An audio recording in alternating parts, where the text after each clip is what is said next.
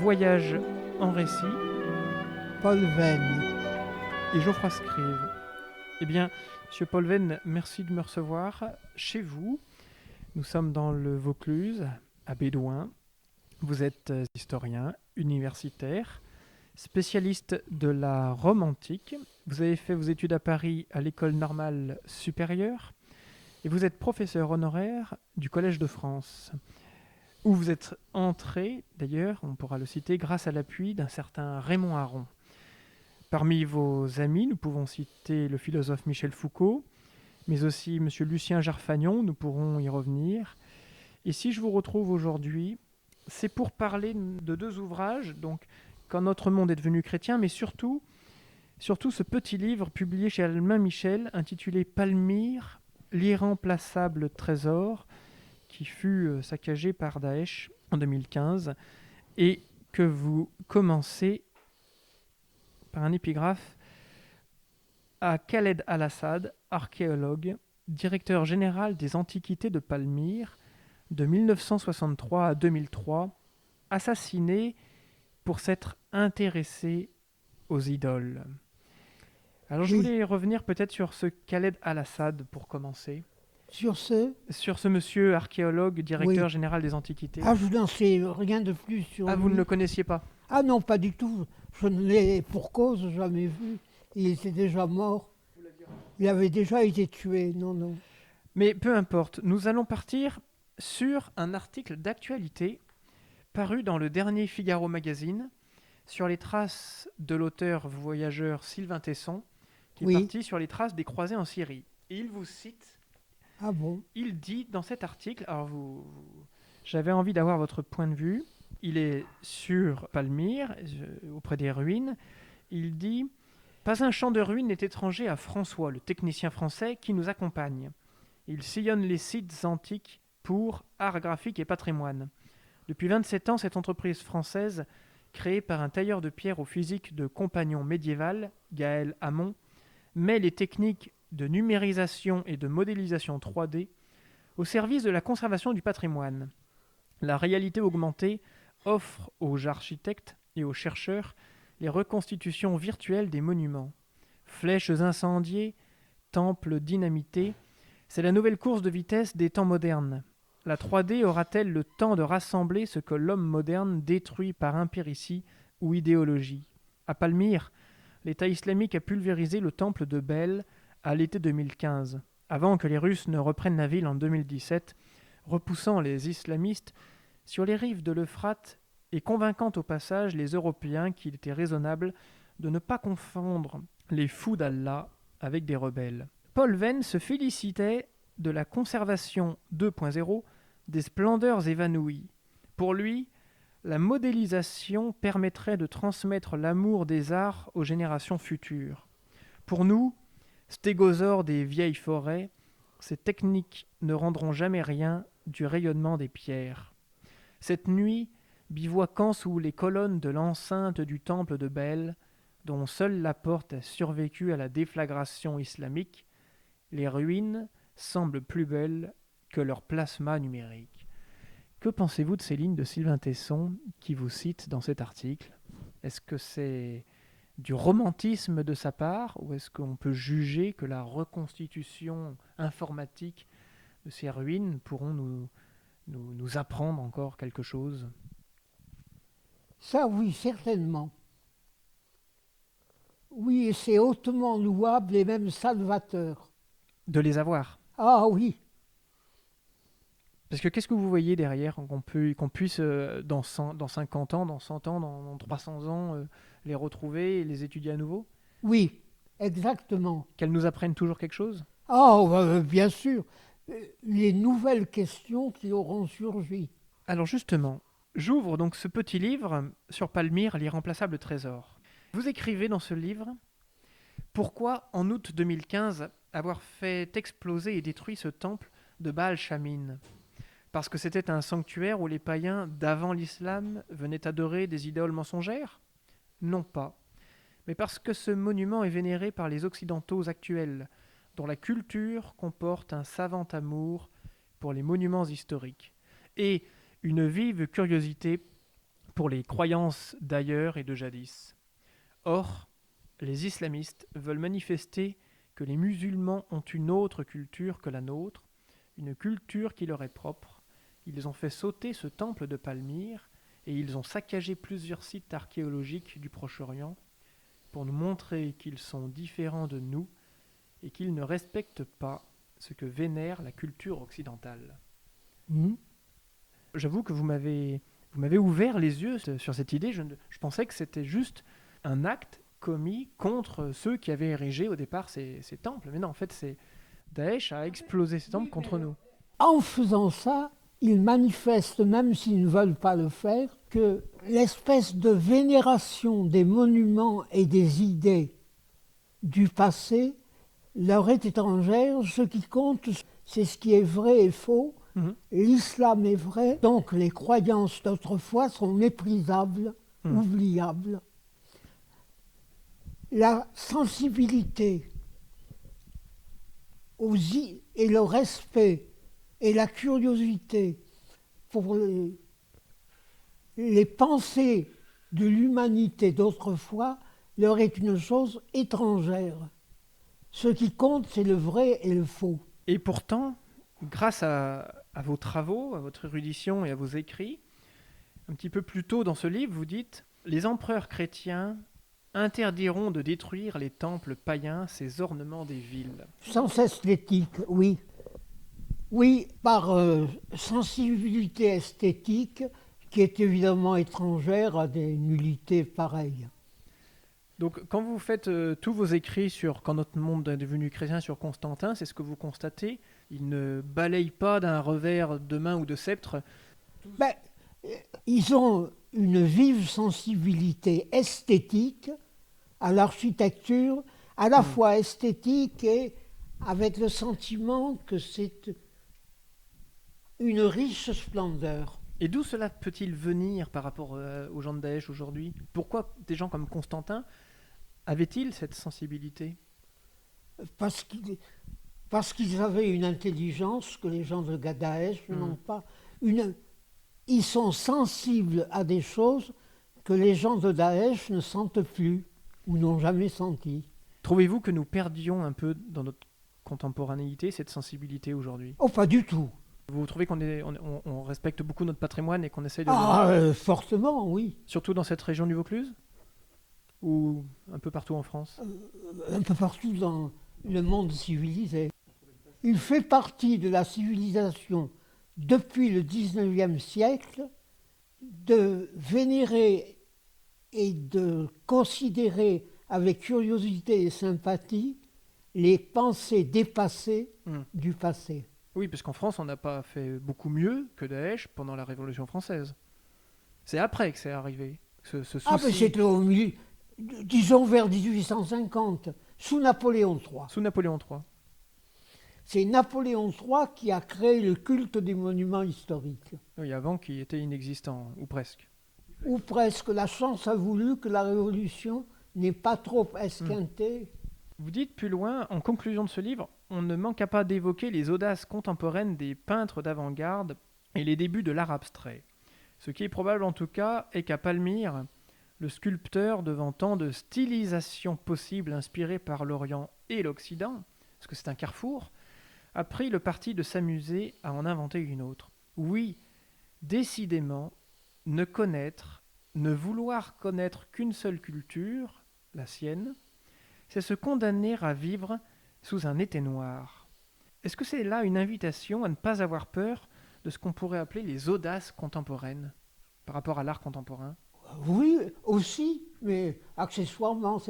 Ma grande affaire, c'est vraiment cette chose qui date des années 1850, la sensibilité historique au passé.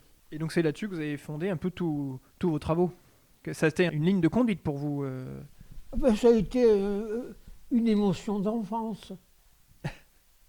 Alors j'aimerais faire le lien avec cet autre ouvrage, Quand notre monde est devenu chrétien. Vous écrivez, toujours dans Palmyre, croire que l'unité de l'Empire, donc l'Empire romain, appelait le monothéisme par une nécessité de fausses fenêtres, est une vieille superstition sociologique. L'heure voulait seulement qu'il y eut non pas un Dieu unique, mais un Dieu de plus, un Dieu pour tout le monde, que tous les sujets de l'Empire puissent adorer à côté de leurs dieux nationaux ou personnels. En fait, j'avais pas réalisé non plus tellement cela, c'est que cette idée de la chrétienté indique un Dieu unique, mais qui au départ pouvait être perçu par les gens de cette époque comme un Dieu de plus, qui finalement deviendra seul. C'est ça l'idée? C'était pas la leur. Ce Dieu était le seul vrai. Oui. Donc en fait, ça leur est plus ou moins imposé par un pouvoir, ou petit à petit ils découvrent que ce Dieu vénéré par les chrétiens est le Dieu unique. Au départ, ça pouvait être compris dans le paganisme comme un Dieu de plus, et qui finalement devient un Dieu seul, ou est-ce que dès le départ on leur dit c'est le seul Dieu et vous avez qu'à l'adorer? Ah ben, c'est la grande originalité du christianisme, c'est le seul Dieu. Ce qui fait sa force aussi? Ah ben, il s'impose dictatorialement. C'est ce que vous dites quand vous dites l'originalité du christianisme n'est pas son prétendu monothéisme, mais le gigantisme de son Dieu, Oui, créateur du ciel, de la terre, oui, gigantisme oui, oui. étranger. C'est là l'originalité du christianisme pour vous. Oui, pour l'Antiquité, les dieux de tous les peuples peuvent être vrais, c'est pas un problème. Tandis que pour le christianisme, il s'impose son Dieu est le seul vrai. Alors par rapport à l'histoire, vous faites le lien avec l'attente. Vous dites, ou bien on dira que le christianisme s'est imposé parce qu'il répondait à une attente, qu'il relevait de la religiosité nouvelle qu'attestait le succès des religions orientales, aussi bien que celui fort différent du néoplatonisme, qu'il relevait de l'esprit du temps, de l'angoisse de l'époque, ou au contraire, on préférera supposer que le christianisme s'est imposé parce qu'il offrait quelque chose de différent et de neuf. Alors je me suis posé cette question. N'y avait-il pas justement une attente de quelque chose de différent et de neuf? Non, attente est un mot abusif. D'accord. Les gens n'avaient pas le pressentiment du futur christianisme. Ils ne l'avaient pas deviné dans leur cœur. Ils ne portaient pas ça dans leur cœur. Quand c'est arrivé, ça les a frappés et séduits immédiatement. Cette séduction elle n'était pas comme attendue, quoi. C'est Non, ça que vous voulez dire. mais c'était une religion nouvelle, cette espèce de religion d'amour, etc. euh, C'était une chose saisissante et séduisante tout de suite. Alors pour vous-même, parce que vous vous impliquez dans ce livre, vous suivez une ligne assez étonnante parfois. Vous dites, il y a qualité si, pour être compris lorsqu'on désigne une chose, il faut que l'interlocuteur ait lui-même l'expérience de cette chose. Et on sent que dans ce mot expérience, vous creusez vous-même. Vous cherchez, vous essayez d'amener votre lecteur à comprendre. Et vous dites, s'il ne l'a pas, on en est réduit à la tautologie ou à la paraphrase, comme pour parler des couleurs à un aveugle. Or, beaucoup d'individus sont aveugles au divin. Et si j'ai bien compris, vous vous dites incroyant. Ben oui, Et pourtant, vous n'êtes pas aveugle au divin. si justement, complètement, j'arrive, ou je crois arriver, à deviner cette sensibilité si particulière, le sens du divin, enfin tout ce qu'il y a dans cette religion. Mais moi, hélas, je sais que ça existe, puisque je vois la trace que ça a laissée dans l'histoire, mais personnellement, je le déplore, euh, intellectuellement, scientifiquement, si vous voulez. Aucune sensibilité religieuse, et j'en suis embêté, j'aurais préféré, par curiosité, savoir comment c'est fait. Vous êtes une sorte de sceptique? Même pas, ça n'existe pas pour moi. Parce que je cite Claude Roy, qui disait de vous, il y a deux grandes espèces de sceptiques. Ceux qui ne croient à rien par paresse, par fatigue, par mollesse, esprit aussi distingué que totalement désintéressé de tout. Et ceux qui ne croient que ce qu'ils ont compris, éprouvé, prouvé et vérifié. Paul Venn appartient bien sûr à la seconde race, la bonne. Connaissiez-vous ce mot de Claude Roy à votre égard? Non, j'avais oublié. Et qu'est-ce que vous en pensez aujourd'hui, à 91 ans? Ben, que Claude Roy ait eu de la curiosité pour moi, j'en suis confus et extrêmement ému. Ah, Ah ben, je l'aimais beaucoup. quels étaient vos liens? Tout, la sensibilité historique, la sensibilité religieuse, le fait qu'on ait été au parti tous les deux, enfin tout ça. Et je vais passer de Claude Roy à un certain Jean d'Ormesson, Oui, qui a écrit un mot sur vous oui, dans une lettre qu'il écrivait au président de la République à l'époque où Madame le ministre de l'Éducation nationale se proposait de faire adopter une réforme des programmes scolaires qui entraînerait, à son avis, à plus ou moins brève échéance, un affaiblissement dramatique de l'enseignement du latin et du grec. Il disait que on allait toucher là les racines, enfin nos racines qui étaient le latin et le grec. Et il dit sur vous, alors je vais citer le passage qui est un petit peu long, mais mettre en vigueur ce projet de réforme serait menacer toute la partie peut-être la plus brillante de notre littérature. Montaigne et Rabelais deviendraient vite illisibles. Corneille, Racine, La Fontaine, Bossuet changeraient aussitôt de statut et seraient difficiles à comprendre.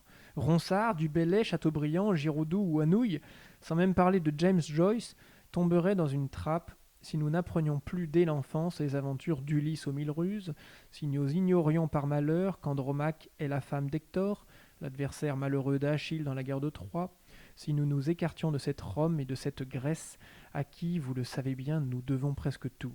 Nous sommes les enfants d'Homère et de Virgile, et nous nous détournerions d'eux. Les angoisses de Cassandre ou d'Iphigénie, les malheurs de Priam, le rire en larmes d'Andromaque, les aventures de Thésée entre Phèdre et Ariane, la passion de Didon pour Énée, font partie de notre héritage, au même titre que le vase de Soissons, que la poule au pot d'Henri IV, que les discours de Robespierre ou de Danton, que Pasteur ou que Clémenceau. Il n'est pas permis de faire parler les morts, mais il est impossible de ne pas imaginer les réactions d'un Claude Lévi-Strauss ou d'une Jacqueline de Romilly. Traité de pseudo-intellectuel par une ministre qui ne doute de rien et surtout pas d'elle-même, les plus hautes autorités intellectuelles et culturelles du pays n'ont pas tardé, en tout cas, à exprimer leurs inquiétudes. Marc Fumaroli, Jacques Julliard, Régis Debray, Pierre Nora, François Bayrou, Luc Ferry. Et là, il dit « Je me demande ce que pense de cette réforme un grand esprit comme Paul Venn, qui nous a donné récemment une belle traduction de l'Énéide de Virgile. » Connaissiez-vous ces mots de d'Ormesson par rapport à... ah oui, bien sûr, ça m'a fait plus que plaisir. Aviez-vous des liens avec lui en particulier Ah ou... oui, oui, oui. Ah oui. Vous Ah étiez- oui, oui, oui, avec Dormesson, oui, beaucoup. Mais ce passage me ramène aussi à ce que vous écrivez dans Quand notre monde est devenu chrétien. Vous posez cette question dans le dernier chapitre sur le fait que l'Europe, oui ou non, ait des racines chrétiennes. Et vous revenez sur ce mot racine. Et là, Dormesson évoque ces racines, notamment littéraires, de notre pays. Et il dit que renoncer aujourd'hui à cette longue tradition qui se transmet depuis des siècles, de génération en génération, à ce que les Lumières et la gauche de Jaurès, de Herriot et de Blum appelaient les humanités, c'est condamner demain à l'oubli tout un pan immense de notre littérature. Oui. Ces racines vous sont chères, j'imagine. Cette littérature vous est chère. C'est une chose qu'on est obligé de savoir parce que ça fait partie de ce que nous avons au fond du crâne et du cœur. Et plus on les étudie, plus ça rentre dans notre cœur. Vous, ça s'est passé comme ça. Plus vous avez étudié, cherché, plus vous avez compris et plus...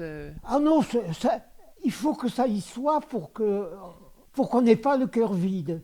Vous dites, dans un chapitre intitulé « L'idéologie existe-t-elle ?»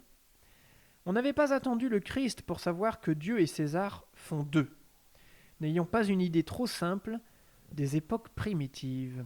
Ne croyons pas que pouvoir et religion s'y confondaient et qu'une mentalité aussi ancienne était encore confuse. Grâce à vos travaux, j'avoue avoir une idée un peu moins confuse de ce que que pouvaient être ces époques, mais vous regrettez autour de vous des idées trop souvent envoyées à la hâte sur des époques qui sont maintenant lointaines? Vous avez essayé de les combattre, ces idées un peu actuelles sur ces époques? Je n'ai pas songé même à cette attitude militante tellement ça me paraissait inutile. Ça me paraît une sottise qui ne vaut même pas la peine qu'on la discute. D'accord, donc c'était pas une sorte de combat, c'était... Vous regrettiez, mais qu'on puisse mettre des idées à l'emporte-pièce sur des époques... Oui, mais s'il y a des gens assez cons pour ça, ça compte même pas. Vous parlez des chrétiens. Dans un petit chapitre, le christianisme vacille puis triomphe. Vous dites, les chrétiens ont pratiqué une politique du silence. Ils ont posé en principe que le pouvoir étant chrétien, puisque Constantin était devenu chrétien, etc., on pouvait estimer que le paganisme était écrasé. Ils ont fermé leurs yeux et leurs oreilles aux survivances du paganisme et réduit les derniers païens à l'insignifiance en affectant de les ignorer. Oui, C'est vrai ça. oui. Il y a un regret quelque part? Ou pensez-vous qu'il fallait peut-être moins fermer les yeux pour comprendre plus ces païens et les amener à la vérité? Non, pas du tout. Je n'ai même pas pensé à ça. D'accord. Mais aujourd'hui, on constate en 2021, en France, que certaines pratiques ou coutumes pourraient rappeler des pratiques barbares, comme celle, je pense à la chasse, il y a un article récemment qui en parle, de ce qu'on appelle le baptême du chasseur, rituel initiatique gorgé de sauvagerie, sans lien avec nos traditions françaises, qui rappelle le mot du curé d'Ars: laissez une paroisse 20 ans sans prêtre, on y adorera les bêtes. Et quand on voit parfois ce qu'ils font dans ce rite initiatique du baptême du chasseur, enfin, on se dit, mais on ferait peut-être bien, nous, aujourd'hui, d'ouvrir les yeux sur ces pratiques-là, qui nous ramènent je ne sais combien de millénaires en arrière. Est-ce qu'il y a un lien avec l'attitude des chrétiens de cette époque sous Constantin, qui fermaient les yeux sur un paganisme qui aujourd'hui pourrait revenir? Est-ce que derrière ça, vous trouvez qu'aujourd'hui en France, ou en général dans le monde, les chrétiens se trouvent trop conciliants, soit en mettant leur foi sous le boisseau, soit en étant trop gentils, en ne voyant pas qu'est-ce que des gens comme, je reviens à Daesh, peuvent perpétrer? Bien sûr que oui. Enfin, c'est l'inculture totale, Qui règne? oui, dans le monde musulman. Et nous, aujourd'hui, qu'est-ce qu'on peut faire contre ça? Continuer l'enseignement comme nous le faisons, qui inclut la connaissance des grandes idées du passé, la culture historique. Vous trouvez qu'on la défend bien aujourd'hui ou... Ah, je pense que ça fait tellement partie du monde tel que nous le voyons que on n'est même pas scandalisé de l'attitude musulmane. C'est une attitude qui ne compte pas. Les gens ont ou n'ont pas une sensibilité au passé. Cette sensibilité, cette curiosité pour le passé est une marque de la haute civilisation qui est la nôtre. Alors, j'avais un dilemme en vous lisant. Vous dites, la démagification du monde a mis fin à certains de ces éléments, comme les oracles, les a remplacés par de la technique, la médecine, les a rendus autonomes, la légitimation politique, les utopies sociales. Ce qui subsiste le plus est le plus médiocre. Bon, là, on en prend un coup. La solennisation et les rites de passage. La religion, vous mettez des guillemets à religion, a éclaté et a maigri. On voit même apparaître des spiritualités sans Dieu. Elle tente à se spécialiser, à se réduire à ce qu'elle a de spécifique, là où elle est irremplaçable. La religion nouvelle n'est plus que religieuse. D'où la diminution actuelle de la pratique religieuse et de la croyance coutumière, car c'était en partie des éléments extra-religieux qui attachaient une population à sa religion. Le fait qu'en 2021, nos églises soient pleines pour la messe dite de minuit, qui souvent a lieu bien avant minuit d'ailleurs, contredit-il votre propos ou au contraire l'appuie-t-il? Est-ce qu'il faut voir dans l'affluence des messes de minuit déjà une sorte de déclin? Est-ce que c'est encore une solennisation, un rite de passage, une médiocrité, quand on constate que le dimanche qui suit, on revient à une assemblée normale de quelques personnes seulement? Est-ce que c'est encore un rite de passage? Est-ce que les gens viennent encore pour quelque chose de solennel, sans tellement y croire? Ils viennent par une tradition et... Non, c'est même pas ils viennent pour ce que vous venez de dire. Pour une sorte de magie? Ah non, il y a dans ces pensées du passé qui ne sont plus les nôtres quelque chose de pathétique, de fort, etc., que les gens retrouvent. Et ça leur tient chaud au cœur un instant, Ah oui. ou à la cervelle du moins. Oui, puis derrière, ça s'estompe. Et puis après, c'est oublié. Ça a été un moment d'émotion. Et vous ne pensez pas que si je reviens à Palmyre, la destruction de ces ruines constituera un moment d'émotion et qu'il est déjà tombé dans l'oubli depuis 2015? Palmyre? Oui. Non, pas du tout. Ça restera. Ah, forcément, oui. Et grâce à votre livre, en tout cas, peut-être. C'est une pierre à l'édifice, si j'ose dire. N'en rajoutez pas trop.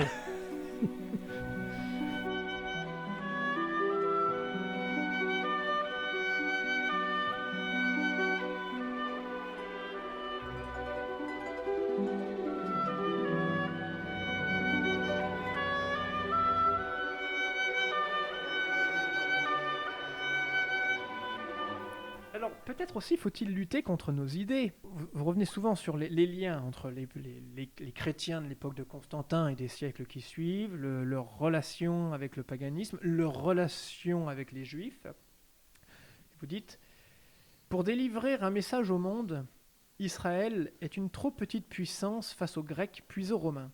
Alors, au monothéisme par fierté nationale va succéder un monothéisme par indifférence, qui n'affirme plus que Yahvé est le seul Dieu véritable, mais qui va jusqu'à ignorer ce que peuvent bien croire les gentils.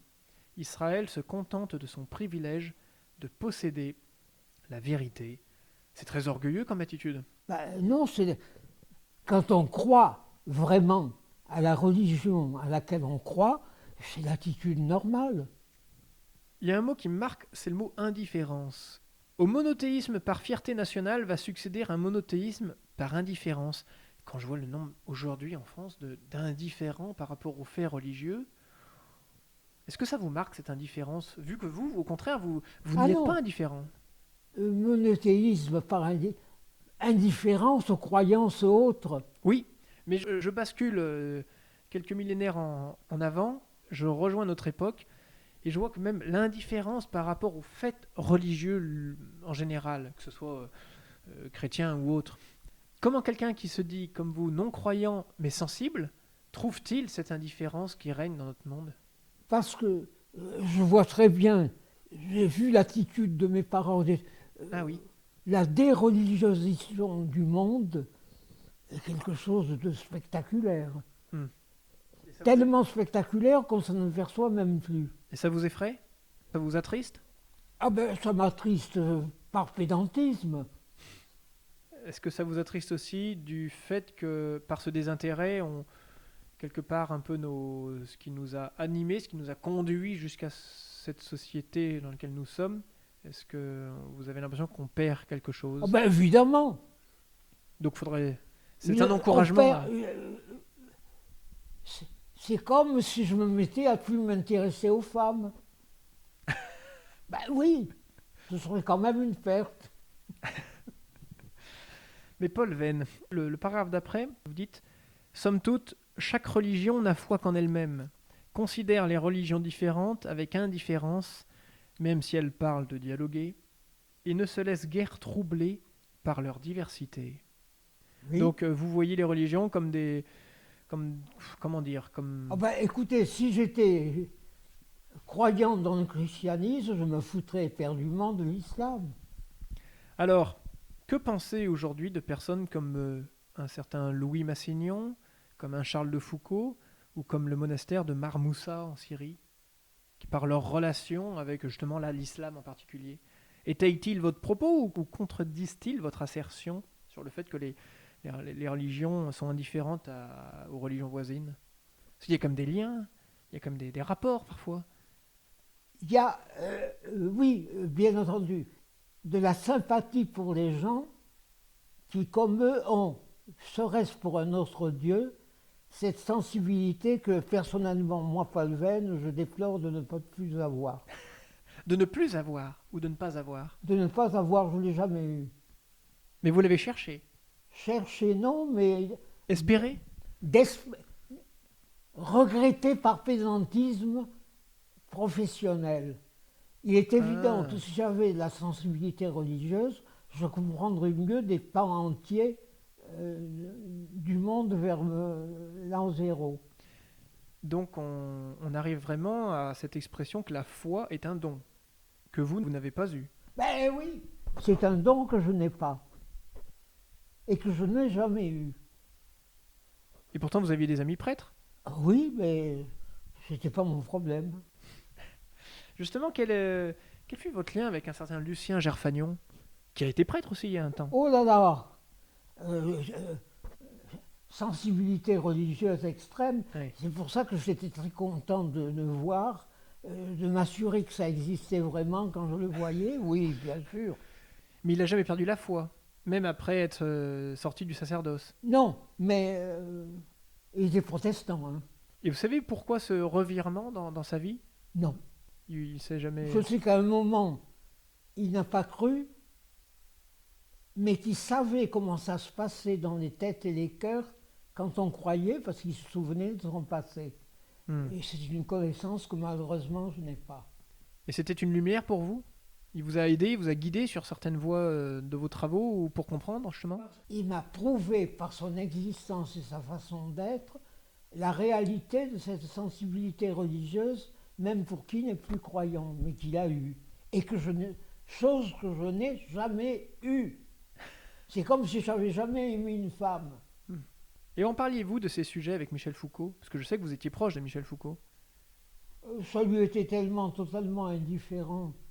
Enfin, c'était pas ça son problème. D'accord. Ça, on n'en parlait jamais.